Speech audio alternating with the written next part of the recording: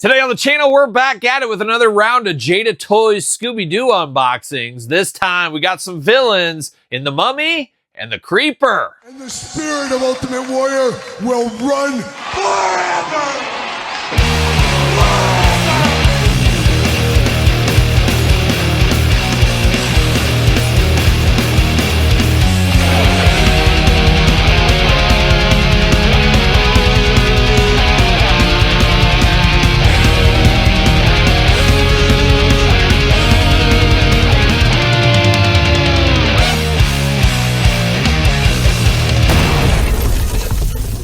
Welcome everyone, Kyle here, and welcome back to the channel for another Jada Toys Scooby-Doo unboxing and review. And today on the channel, we're back at it with two of the villains, with the Creeper and the Mummy. But for all your Scooby-Doo needs and a whole lot more, hit up jaystoysandgames.com.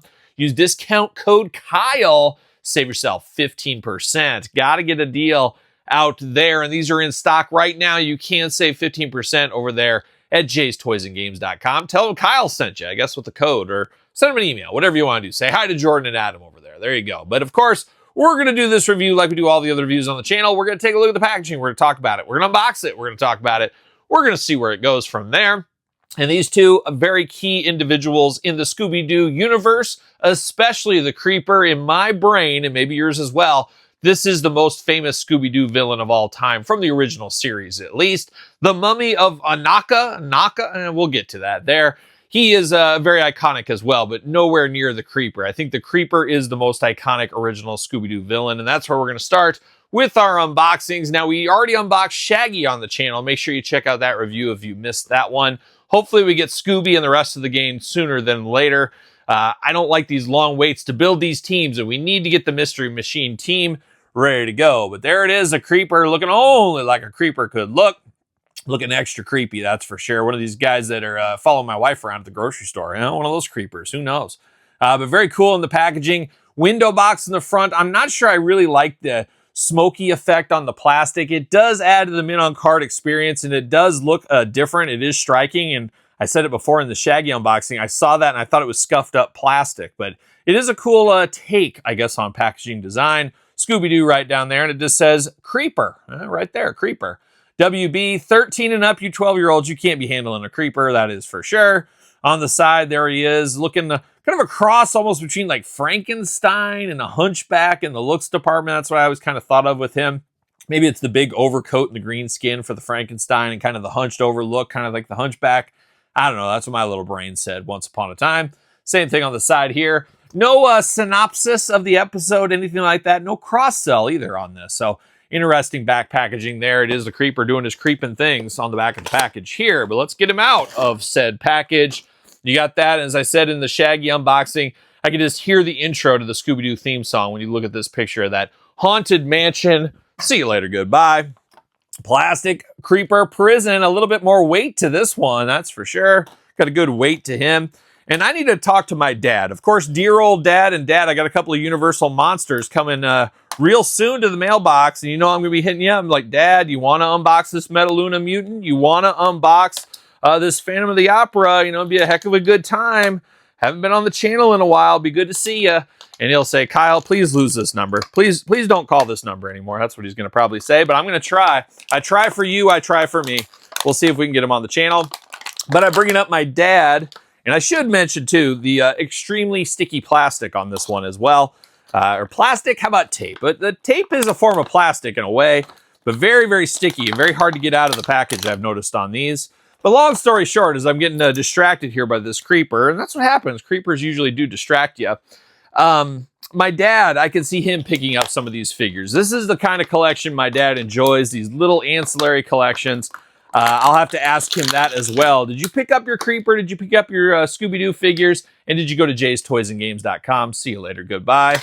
I'll have to ask him that million-dollar question. I should just call him up on the phone right now. I should call him up, but I won't. I won't bother him, but maybe. Maybe. Should I call him? Nah, I won't call him. I won't call him. But let's dive into it. Let's dive into this Creeper right here. We do got two splayed-out hands, choking hands, maybe, dare I say, creeping hands. We got those going on here in a nice green color. Nice kind of hands there. I like that. I like that he's just coming to get you right there. Looking very, very nice. Then we dive into the head sculpt department. That's it, but we got 3 heads on this one, which I think is darn cool. Darn cool. Yes, I said it, darn cool. I was wondering if this went on or if this goes on anywhere. I like this head. It's like the pulling of the mask, you know, the old gimmick they would use, of course, on Scooby-Doo in the episodes. They'd be pulling the mask off. Who is it? Oh, it's Old Man Marley or whoever it might be. We get that effect right here with this one. You got the stretched out face looking very, very cool. I guess this goes hand in hand with the regular head sculpt we get for the guy behind the mask there. And I remember just being like, man, that old man is the creeper? How weird is that? But you do got his face, and he's got a face full of shock and awe right there. He's like, oh my gosh, I'm caught. I can't believe it. Got the glasses sculpted in there, or I guess not sculpted in, but not removable. Oh, they are removable. How about that? So you can take those off if you want to. That's a nice little touch. I figured those would be sculpted in or at least glued in. Glasses are removable there, but it does look good. Got that white hair, of course, part of the whole thing. You want him getting his mask pulled off by Fred or something like that, you can do that if you want to. So a nice little touch there. But I have to think, I don't know, I guess for me, I'll speak for me. That's all I can speak for, except for you, Todd, from time to time. I'm going to keep the creeper head on here. That's what I think of right here, looking very, very nice. You got that Beatles kind of mop top hairdo going on up there. You got the raised eyebrows. You got the yellow eyes with the black pupils. Long face, looking extra spooky, extra creepy. Just truly a creeper is what he looks like in the head department. Got that big oversized coat, suit coat going on in green. Black undershirt looking nice. Green skin throughout. Got more kind of almost a zombie, I'm going to get you, Frankenstein hand. He's got that going on here. And then you got a little bit of a gripping hand on this side over here as well. Big old Frankenstein-like boots at the bottom. And then you got those big old pants there in green. Looks a little interesting. He's got very short legs to the rest of his body. So long torso, short legs is what's going on with the creeper here. Creeper's arms all the way around for us. Bicep cut. Double jointed, pinless elbows. The hits continue. Hands back, forth, side to side. Head back, forth, side to side. Head removable. Very easily removable. Comes with the whole joint out of there. So we'll stick this back in. See how it looks with this. It looks a little bit strange, I gotta say. It looks strange, but it's part of the experience, I guess, is what we'll call that one there. And then how about this one? I guess, yeah, you can put it on there, I guess. I don't know. It'll kind of stay on there, and it looks a little bit strange, but it's more for holding in the hand or pulling off of someone is the way that one is supposed to be executed. But you can choose your own adventure. I'm not going to stop you. You get a little bit of movement at the very top. You do get traditional waist at the bottom. You do get a little bit of those creeper splits. Look at that creeper. Not messing around. And once again, you got the slits on the coat, so you get that extra articulation. Leg goes up for that big boot like the Hulkster brother. Thigh cut. Double jointed pinless knees. Extremely tight in the knee department there. We do got the double jointed knees. Ankles up and down. Back and forth, side to side. No hole in the foot, so he is not going to fit on a stand of any kind. Is the creeper. He does stand just fine, though. So that is a very, very cool looking figure here. I like this creeper. Once again, this is the most iconic, we'll call it villain in the Scooby-Doo universe, if you ask me. Love the looks of the creeper. That's the must-have. Now, the mummy, very cool. Of course, you love mummies. You love some of that stuff. You love the Universal Monster mummy. You can maybe fudge this into something if you want to. Maybe your Marvel Legend collection if you want to. There's a little bit more use for this guy maybe than some other ones. And this was a famous episode, of course, but nowhere to the level of the creeper, in my opinion, once again. But there it is, the old mummy of an Ankha? I don't know. I don't remember how they pronounced it in the show. It's been a long time since I've seen this episode. But it does look good, and everybody's scared of a mummy. You've seen Bubba Hotep, haven't you? We've seen that one, of course, a time or two. But looking good on the front. Of course, same kind of uniform packaging we've been seeing here. Mummy on the side, Scooby-Doo. Mummy on the side, Scooby-Doo. Mummy on the back, Scooby-Doo. Nothing else really going on. And you got the mystery machine down there looking good. Jada toys.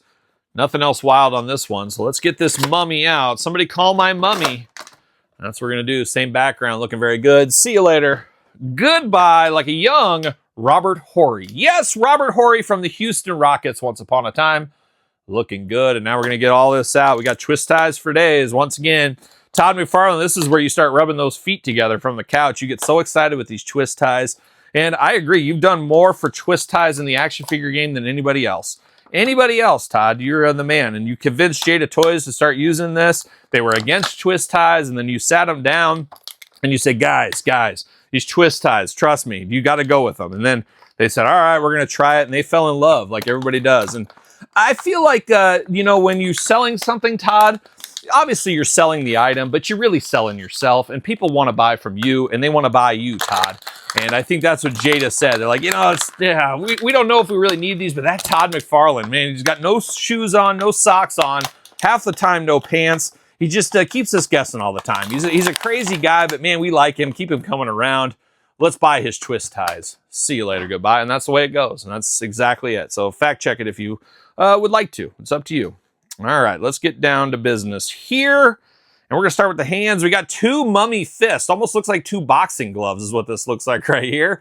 A little bit of a dirty wash to the white too. Nothing worse than just a pure white mummy. Come on. Who are you fooling? That mummy's been in his casket, his tomb, his sarcophagus. He's been in that thing for millions of years, thousands of years, hundreds of years, decades, whatever it's been. You know he's getting dirty in there, and he should be. And that's what we got with these. Two fists of mummy fury if you need to. We do got some of the mummy wrappings here. I guess it's kind of like that mask getting taken off. You got the wrappings for the mummy. So we do have that. And now we dive into the head sculpts of this mummy here. Now the first one is the traditional mummy head. I like the articulation on the back here. Of course, that little strap, he does have some articulation there. A very crazy face here. Almost reminds you of Frankenstein from the Hammer films. This is kind of how he reminds me of too, all kind of wrapped up there a little bit. Got those red eyes behind there, and then the black in the mouth and black in the eyes looks really good. But those red eyes are key to the overall look of this guy here. Looking very, very nice. Second head here looking like a scoundrel. This looks like somebody that would have a lady tied up on the railroad tracks. That's what this guy looks like right here. But of course, very iconic once again. Very devilish, almost a little bit of Vincent Price in him too. Black hair, some creepy eyes on him. And those eyebrows, they don't know if they're coming or going by the looks of things. The right and left are totally different. And then that mustache is a wild look, especially in 2025. But cool to get that second head once again. Diving into this figure, a little bit more articulation as we get the butterfly joints on this one. Arms all the way around, bicep cut. Double jointed, pinless elbows, hands back and forth, side to side. Looks like he's got some sparring mitts on is what it looks like here. It looks like somebody's going to be giving the old 1, 2, 3, maybe the 1, 2, 3, 4. You never know what they might be up to there. Hula hoop up top, traditional waist low. Little bit of noise there, I would say. Big old splits, man. Most mummies aren't that athletic, but this guy is, there's no doubt. No drop down hips or anything on this one here. He does got a nice thigh cut hidden in the wrappings. Double jointed, pinless knees once again. Boot cut, head held nicely in the wrappings there, hidden away. Ankle articulation, side to side, very smooth joints, very smooth articulation, very good articulation on this as well. Now you do got more articulation on some of the straps down here, some of the wrappings, and then you got almost like a wing wrapping over here on his arm. That is not articulated about, but looks very, very cool. And this is a cool mummy you could put with different toy lines if you want to. Maybe sneak it into your Ghostbusters line. There's some other things you could do. Put it in your Marvel Legends. Put it with your wrestling figures. It could be the Yeti if you want it to be. Do you need the Yeti? He might be able to have that. Him and the Giant could get Hulk Hogan and put a world of hurt on him from both sides. Oh, watch out, Hulkster. Forgot to mention no holes in the feet on this one either. But he is a little bit bigger figure as well. A lot of mummies are known to be over 6 feet tall. That's what I've heard. Is that true, Todd McFarlane? You want to fact check that for me? But I think most mummies, especially the ones that come back to life, are at least 6 feet tall. That is what I have heard over the years. And the creeper, just a little 5-foot guy. He's actually a little person. They just didn't call him those things back in the day. But he's just a little guy, this creeper. Who would have thought? But speaking of creepers, how about Shaggy? Always creeping around that refrigerator, trying to get some extra food. You can kind of see some of the heights right there. And then I did talk about it in the Shaggy review. Got the WWE Mattel Basic. Of course, yes, WWE Mattel Scooby from the Scooby crossover event of a generation once upon a time. That will be my Scooby until we get one from Jada Toys. Probably in the very near future, I would hope. Todd, I don't know why I'm looking to you, but it's fun to pretend. But there it is. Jada Toys Scooby-Doo Series 1, I guess all right here together. What's your guys' thoughts on this set? Is this worth a pickup for you? Hard pass, no game, long game, I'm not so sure game. What am I doing with my life game? You guys let me know in the comments down below. Of course, you made it this far. Don't forget to like the video. Don't forget to subscribe to the channel. Turn on the old notification bells. We got videos every single day and then some. We got even more content for you, of course, over there on Patreon and YouTube channel memberships. If you need some more content, SirPaul64 on the X, _Kyle_Peterson on Threads, Instagram, TikTok, TheKylePetersonShow at gmail.com, which conveniently enough is the name of my podcast each and every Tuesday, The Kyle Peterson Show, wherever podcasts are found, with video cast on YouTube. So for Jada Toys Scooby-Doo Series 1, I'm Kyle. See you guys all real soon. Are we gonna dance or are we gonna play?